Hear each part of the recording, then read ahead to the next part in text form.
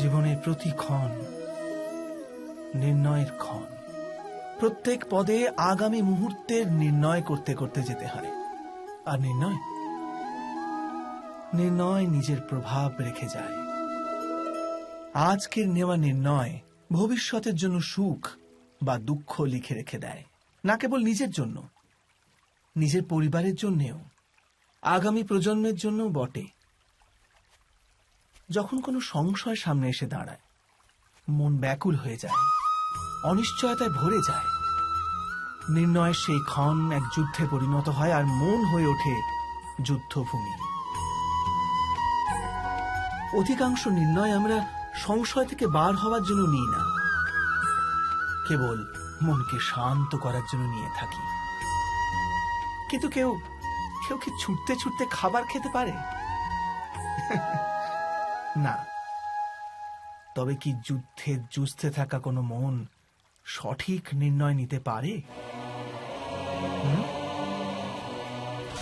বাস্তবে শান্ত মনে যে ব্যক্তি নির্ণয় নেয়, সে নিজের জন্য সুখময় ভবিষ্যৎ নির্মাণ করতে পারে।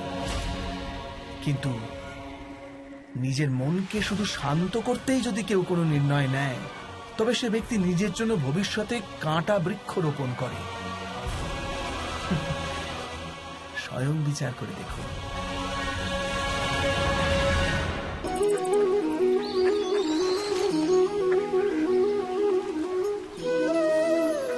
সময়ের প্রারম্ভ থেকে মানুষকে একটি প্রশ্ন সদাই পীড়া দেয়, যে তারা নিজের সম্পর্কগুলিতে অধিকতম সুখ আর ন্যূনতম দুঃখ কিভাবে লাভ করতে পারে।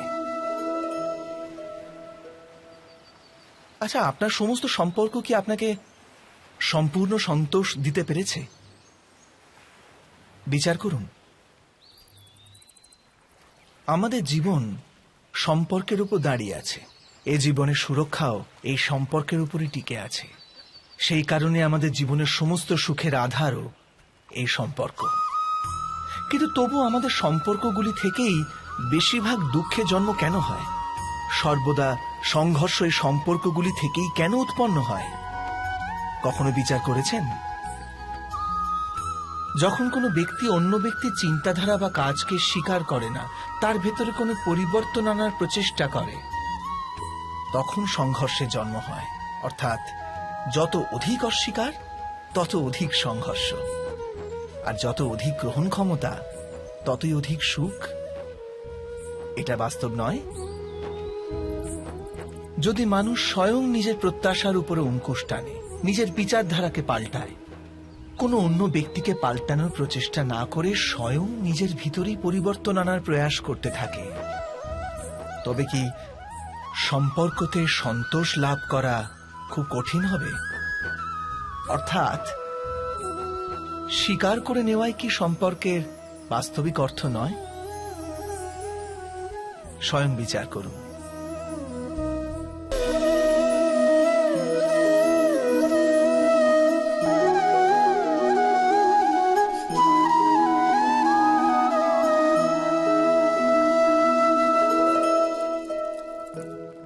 যখন কোনো ব্যক্তি কোনো ঘটনার ভিতরে অন্যায়কে দেখতে পায়, তখন সেই ঘটনা তার হৃদয়কে তছনছ করে দেয়। সমস্ত জগৎকে সে নিজের শত্রু রূপে জ্ঞান করতে থাকে। অন্যায় বলে মনে হওয়া সেই ঘটনা যত বিরাট হয়, মানুষের হৃদয়ও কিন্তু ততই বিরোধিতা করতে থাকে।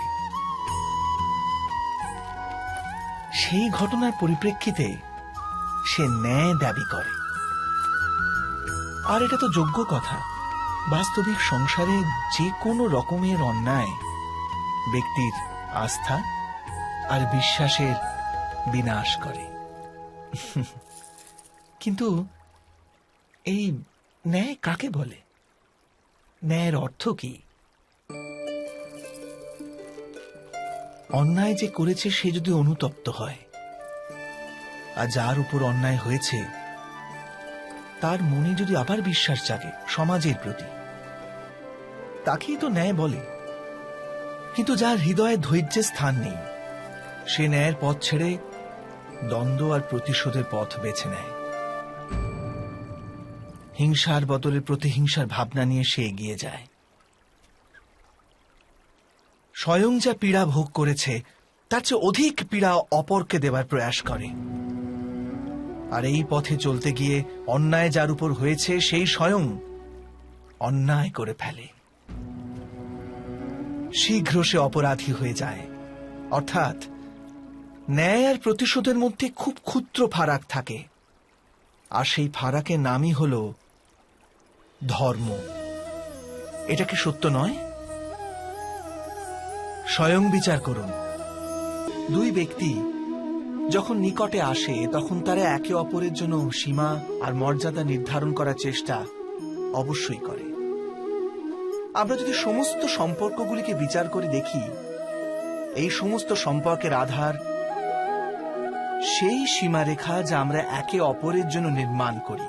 আর যদি অজান্তে সে দ্বিতীয় ব্যক্তি সেই সীমারেখা লঙ্ঘন করে, তাহলে সেই ক্ষণেই আমাদের হৃদয় ক্রোধে ভরে যায়। এই সীমারেখার বাস্তবিক রূপ কি আমরা কি কখনো বিবেচনা করেছি? সীমা বেঁধে দিয়ে আমরা দ্বিতীয় ব্যক্তিকে নির্ণয় করার অনুমতি দিই না, নিজের নির্ণয় সেই ব্যক্তির উপর চাপিয়ে দিই।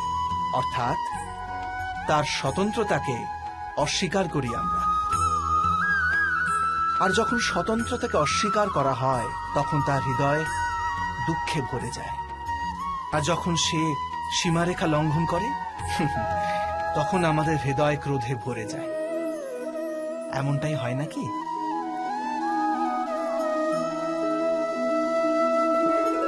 কিন্তু যদি আমরা একে অপরের স্বতন্ত্রতাকে সম্মান করি, তাহলে কোনো সীমার প্রয়োজনীয়তাই পড়ে না। অর্থাৎ যে প্রকারে বোঝাপড়া যে কোনো সম্পর্কের দেহ, ঠিক সেইভাবেই স্বতন্ত্রতা সে সম্পর্কের আত্মা নয় কি? স্বয়ং বিচার করুন।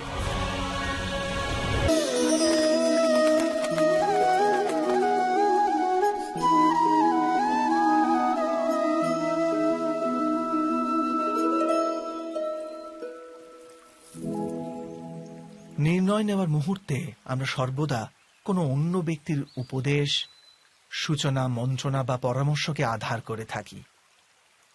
আর আমাদের ভবিষ্যতের আধার হয়ে ওঠে আমাদের আজকের নেওয়া সিদ্ধান্ত।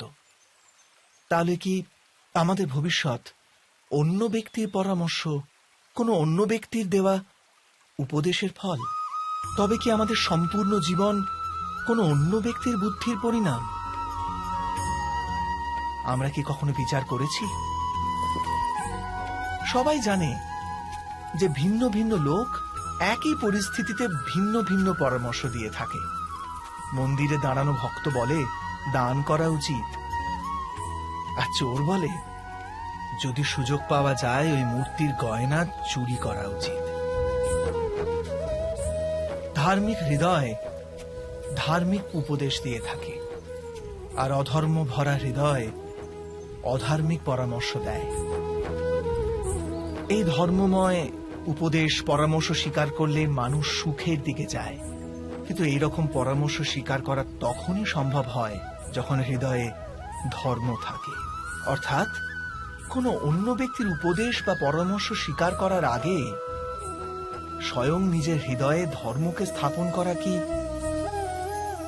অনেক বেশি জরুরি নয়? স্বয়ং বিচার করুন।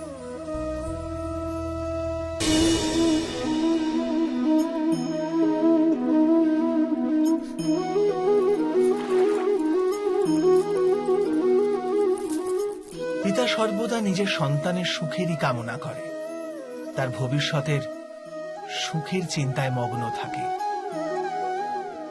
আর সেই কারণবশতই সদাই নিজের সন্তানের ভবিষ্যতের লক্ষ্য নিজেই নিশ্চিত করার চেষ্টা করতে থাকে। যে পথে পিতা স্বয়ং চলেছে, যে পথের কাঁটা কাঁকড়ের সাথে সে পরিচিত, পথের ছায়া পথের তাপ সে স্বয়ং অনুভব করেছে, সেই পথেই তার পুত্রও চলুক, এই ইচ্ছাই থাকে প্রত্যেক পিতার। নিঃসন্দেহে এ এক উত্তম ভাবনা। কিন্তু তিনটি প্রশ্নের উত্তর বিচার করতে আমরা ভুলেই যাই। কি সেই প্রশ্ন? প্রথম প্রশ্ন, এই সময়ের সাথে সাথে প্রত্যেক পথের পরিবর্তন হয় নাকি? সময় কি সর্বদা নতুন পরীক্ষার সম্মুখীন করে না? তাহলে বিগত সময়ের অভিজ্ঞতা নতুন প্রজন্মকে কি লাভ দিতে পারে? দ্বিতীয় প্রশ্ন, প্রত্যেক সন্তানই কি তার মাতা পিতার প্রতিচ্ছবি হয়? হ্যাঁ, সন্তানকে তার শিক্ষা তো অবশ্যই তার মাতা পিতা প্রদান করেন, কিন্তু অন্তরের ক্ষমতা? অন্তরের ক্ষমতা ঈশ্বরের দান। তবে যে পথে চলে পিতা সাফল্য পেয়েছে, এটা কি নিশ্চিত যে সেই পথে চলে তার সন্তানও সাফল্য আর সুখ লাভ করতে পারবে? তৃতীয় প্রশ্ন, জীবনে সংঘর্ষ আর পরীক্ষায় কি লাভ প্রদান করে না? প্রত্যেক নতুন প্রশ্ন কি এক নতুন উত্তরের দ্বার খুলে দেয় না? তবে কি সন্তানদের নতুন নতুন প্রশ্ন, সংঘর্ষ আর পরীক্ষা থেকে দূরে রাখলে তা কি তাদের পক্ষে খুব লাভজনক হবে, নাকি তাদের ক্ষতিই করবে? অর্থাৎ যেমনভাবে সন্তানের ভবিষ্যৎ নির্মাণ করার বদলে তার চরিত্রের নির্মাণ করাই শ্রেয়, তেমনি সন্তানের ভবিষ্যতের পথ নির্ধারণ করার বদলে তাদের নতুন নতুন সংঘর্ষের সাথে লড়াই করতে পারার মনোবল আর জ্ঞান প্রদান করা, এটাই কি লাভজনক নয়? স্বয়ং বিচার করে দেখুন। সবার জীবনে এমন মুহূর্ত অবশ্যই আসে যখন সত্য বলার নিশ্চয়তা থাকে হৃদয়ে, কিন্তু মুখ থেকে সত্যটা বেরোতেই পারে না। কোনো ভয় মনকে এমনই ঘিরে রাখে। কোনো ঘটনা বা প্রসঙ্গ সম্পর্কে কথা বলা, অথবা নিজের কোনো ভুল হয়ে গেলে সেই সম্বন্ধে কথা বলা, এটাই কি সত্য কথা বলা? না, এ তো কেবল তথ্যটুকু, অর্থাৎ যেমন ঘটেছে শুধু সেইটুকু ব্যক্ত করা, এ সামান্য ব্যাপার। কিন্তু কখনো কখনো সেই তথ্যটুকু বলতে গিয়েও ভয় হতে থাকে। কখনো আবার অন্য ব্যক্তি কি ভাববে সেই দুশ্চিন্তা হয় মনে। অন্য কারো দুঃখ হবে এই ভয়টাও সত্যকে আটকায়। তবে এই সত্য কাকে বলে আমরা কি কখনো বিবেচনা করেছি? যখন ভয়কে তুচ্ছ করেও কোনো তথ্য বলে দেওয়া হয়, তবে তাকে সত্য বলা হয়। বাস্তবে সত্য আর কিছুই না, কেবল নির্ভীকতারই অপর নাম। আর নির্ভীক হওয়ার কোনো সময় হয় না, কারণ নির্ভীকতা আত্মারই এক স্বভাব।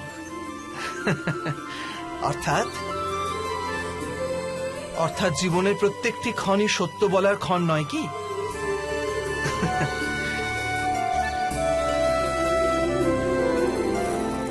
স্বয়ং বিচার করুন। যখন কারো আশা ইচ্ছা ভঙ্গ হয়ে যায়, তখন তার হৃদয় ক্রোধে ভরে ওঠে। যে ব্যক্তিকে সে নিজের অপরাধী মনে করে তাকে দণ্ড দেবার প্রচেষ্টা করে। কিন্তু আমাদের ইচ্ছা বা আশা ভঙ্গ হওয়া সর্বদাই কি কারো অপরাধে হয়? ইচ্ছা অপূর্ণ থাকার তো অনেক কারণ হতে পারে। কিছু ইচ্ছা দৈবের কারণে ভঙ্গ হয়, আর কিছু নিয়তির জন্য। আর কখনো কখনো ইচ্ছার স্বরূপই এমন হয় যে তা কখনো পূর্ণ হতে পারে না।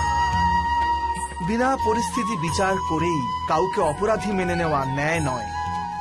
প্রতিশোধ, ন্যায়ের আধার তো দয়া, করুণা, আর প্রতিশোধের আধার ক্রোধ, অহংকার।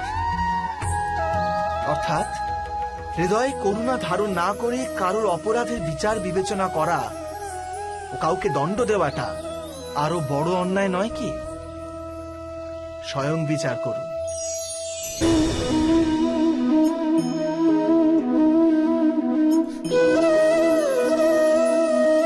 পরম্পরার মধ্যে ধর্মের অবস্থান, আর প্রথাই ধর্মকে ধরে রাখার দায়িত্ব বহন করে, এটা সত্যি। কিন্তু কেবল প্রথাকেই কি ধর্ম বলে? বিবেচনা করুন। সত্য তো এই যে যেমন ভাবে পাষাণের ভেতরে শিল্প থাকে, ঠিক তেমনি প্রথার মধ্যেও ধর্মকে পাওয়া যায়। এই পাথরের মধ্যেও শিল্প আছে। এই পাথরটাই শিল্প নয়, শিল্প ফুটিয়ে তোলার জন্য পাথরকে ভাঙতে হয়, অনাবশ্যক অংশগুলিকে কেটে বাদ দিতে হয়। ঠিক সেইভাবেই প্রথার মধ্যে ধর্মকে খুঁজে বার করতে হয়। যেমন ভাবে ইন্দ্র পূজার প্রথা ত্যাগ করে গোবর্ধন পূজার ধর্ম আরম্ভ না যদি হতো, যাদবেরাও তাদের মুক্তির পথ খুঁজে পেত না।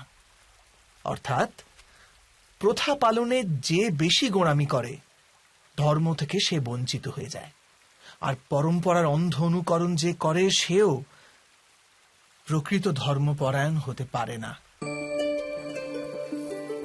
কথায় আছে, হংস সর্বদা নীর ক্ষীর পার্থক্য করতে পারে।